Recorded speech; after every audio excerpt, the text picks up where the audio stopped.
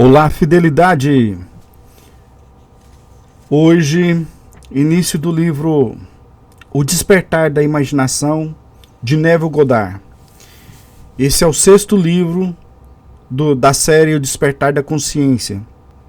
Para Bill, imaginação, o mundo real e eterno do qual este universo vegetal é apenas uma pequena sombra.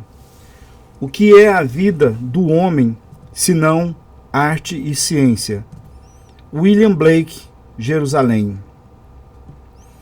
Imaginação é mais importante que conhecimento. Albert Einstein. Capítulo 1. O que é imaginação? Nesse momento, antes de iniciar, eu quero pedir que você se inscreva, compartilhe e ajude o canal a crescer. Eu preciso de você. Leitura do capítulo 1, o que é imaginação. Eu não descanso em minha grande tarefa de desvendar os mundos eternos, de abrir os olhos imortais do homem, contidos nos mundos do pensamento, por meio da eternidade sempre crescente no seio de Deus, a imaginação humana. William Blake, Jerusalém 5, versos 18 ao 20. Certas palavras, com o passar do tempo, acumulam tantas conotações estranhas, que por fim quase perdem o verdadeiro significado. Tal palavra é a imaginação. Esta palavra serve para descrever vários tipos de ideias, algumas delas diretamente opostas uma à outra. Fantasia, pensamento, alucinação, desconfiança. De fato, tão vasta é a sua aplicação e tão variados são os seus significados, que a palavra imaginação não define um status e nem possui um significado fixo. Por exemplo, às vezes pedimos a um homem para usar a sua imaginação, indicando que a sua atual perspectiva é muito limitada e, portanto, não é suficiente para realizar sua tarefa. Logo em seguida, lhe dizemos que suas ideias são pura imaginação, expressando assim que suas ideias são infundadas. Dizemos que uma pessoa ciumenta ou desconfiada é vítima de sua própria imaginação, insinuando que os seus pensamentos são falsos. No minuto seguinte, damos a um homem o mais alto tributo, destacando-o como um homem de grande imaginação. E assim, a palavra imaginação não possui nenhum significado definido. Nem mesmo o dicionário nos ajuda neste sentido. Ele define a imaginação como 1. O poder de imaginar ou ação mental. O princípio construtivo ou criativo. 2. Um fantasma. 3. Uma crença ou noção infundada. 4.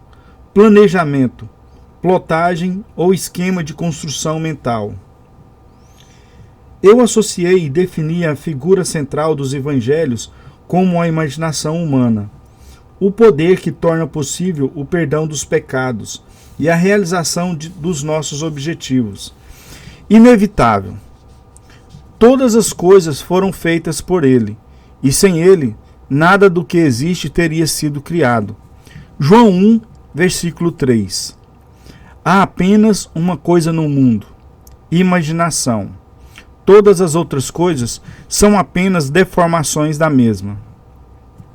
Ele é desprezado e rejeitado pelos homens, o homem das dores, e conheceu o seu sofrimento. Isaías 53, versículo 3. A imaginação é a porta de entrada para a realidade. O homem, disse Blake, é tanto a arca de Deus como um fantasma da terra e da água.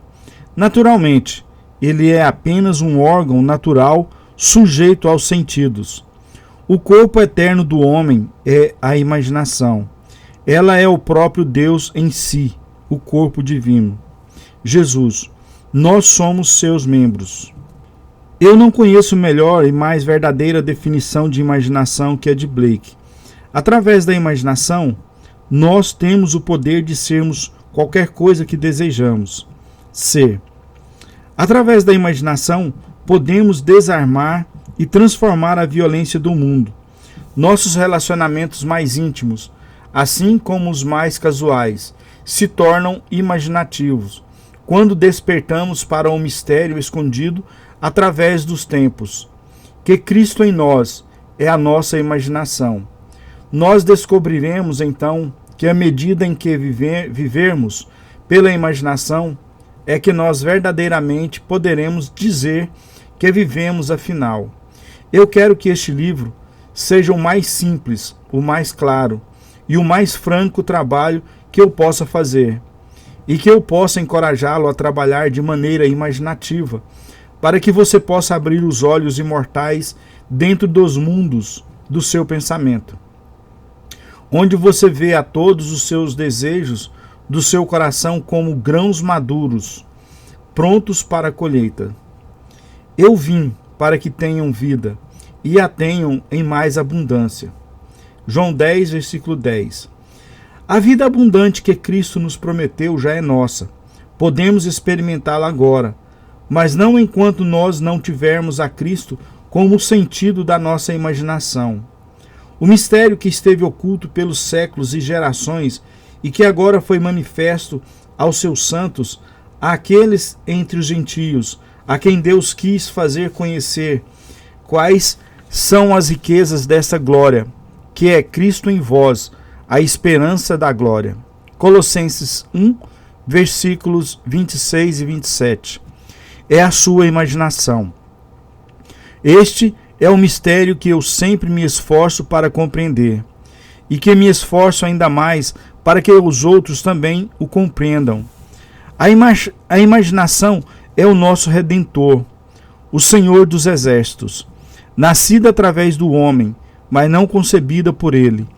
Todo homem é Maria, e a luz a Cristo deve dar. Se a história da Imaculada Conceição e do nascimento de Cristo parece ser irracional ao homem, é porque ele a interpreta erroneamente como um acontecimento cósmico, histórico ou biográfico. E os novos exploradores da imaginação não ajudam, chamando-lhe de mente subconsciente ou inconsciente. O surgimento e o desenvolvimento da imaginação são uma mudança gradual de um Deus tradicional para um Deus de comunhão. Se o nascimento de Cristo no homem parece lento, é porque o homem não está disposto a abandonar a sua confortável, porém falsa, fixação no tradicional.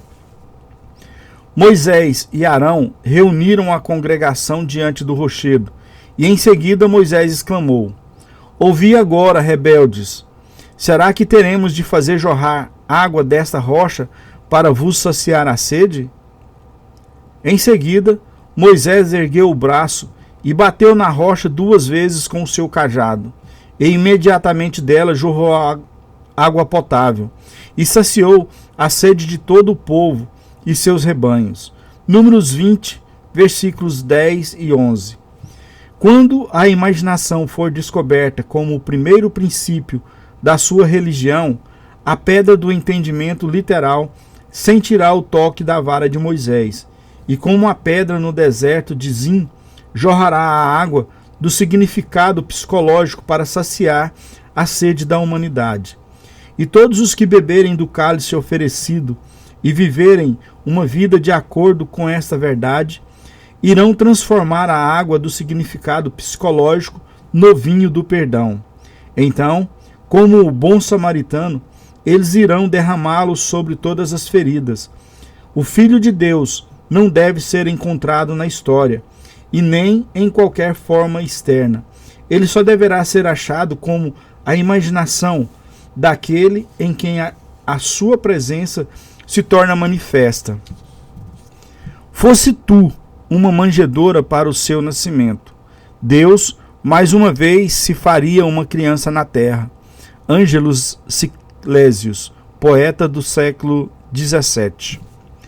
O homem é o jardim onde dorme o Filho unigênito de Deus. Ele desperta este Filho, elevando a sua imaginação aos céus, cobrindo aos homens a sua altura divina. Nós devemos seguir imaginando mais do que o melhor que conhecemos. No momento em que o homem despertar para a sua vida imaginativa, ele deve realizar o teste para a sua filiação. Pai, revele o teu filho em mim. James Montgomery. Isto agrada a Deus, quem me separou do ventre de minha mãe e me chamou pela sua graça. Gálatas 1, versículo 15. O teste supremo de filiação é o perdão dos pecados.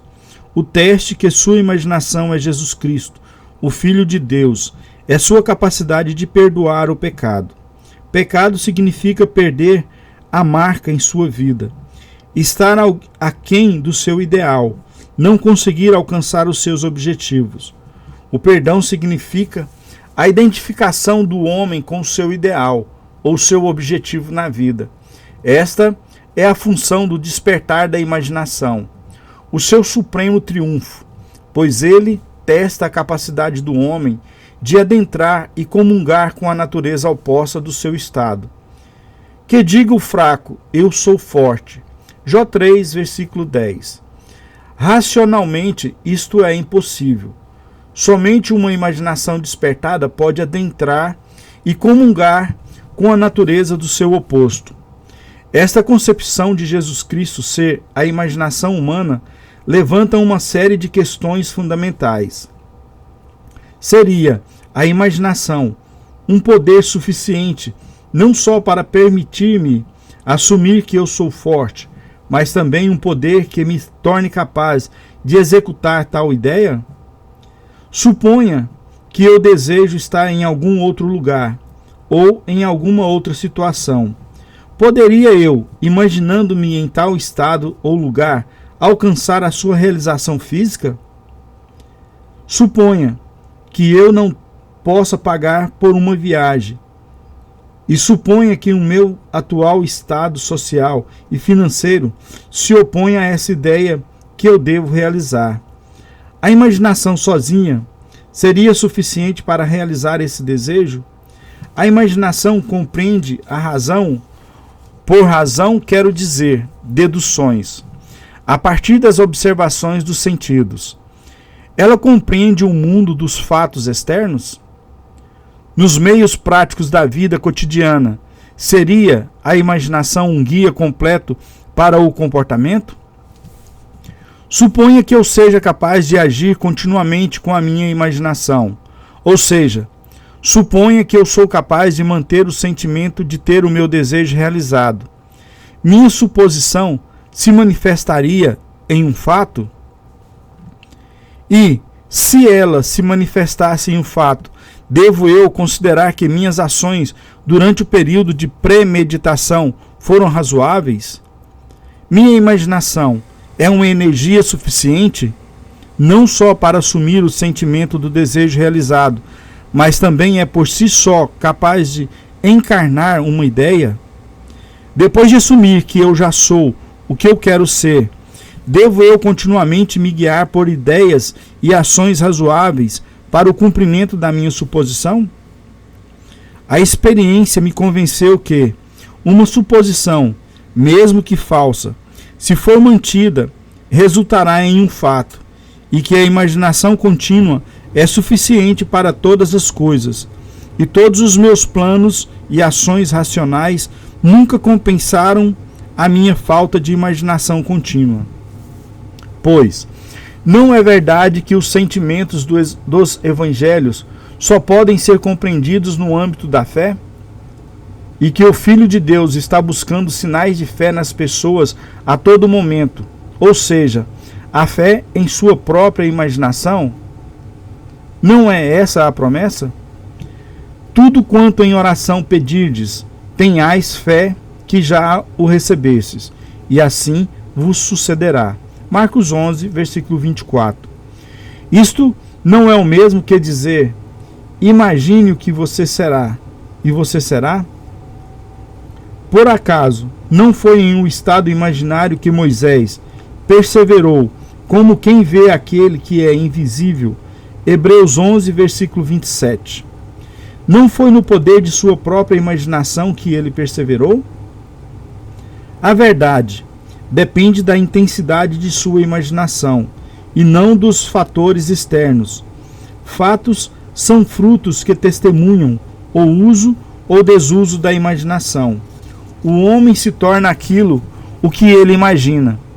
Ele autodetermina a sua história. A imaginação é o caminho, a verdade e a vida revelada. Não conseguimos assimilar a verdade somente com a mente lógica, onde o homem natural dos sentidos vê um broto. A imaginação vê uma rosa. A verdade não pode ser abrangida somente pelos fatos, à medida em que despertamos para a vida imaginativa. Descobrimos que imaginarmos uma coisa é o mesmo que criá-la, e que um julgamento verdadeiro não precisa estar em conformidade com a realidade externa a que ele se refere. O homem imaginativo não nega a realidade do mundo exterior, da manifestação sensorial, mas ele sabe que é no mundo interior da imaginação contínua que está a força pela qual o mundo exterior da manifestação sensorial é trazido à realidade. Ele vê o mundo exterior e todos os seus acontecimentos como projeções do mundo interior da sua imaginação. Para ele, tudo é uma manifestação da atividade mental que se passa na imaginação do homem, mesmo quando o homem razoável e sensorial não está ciente disso.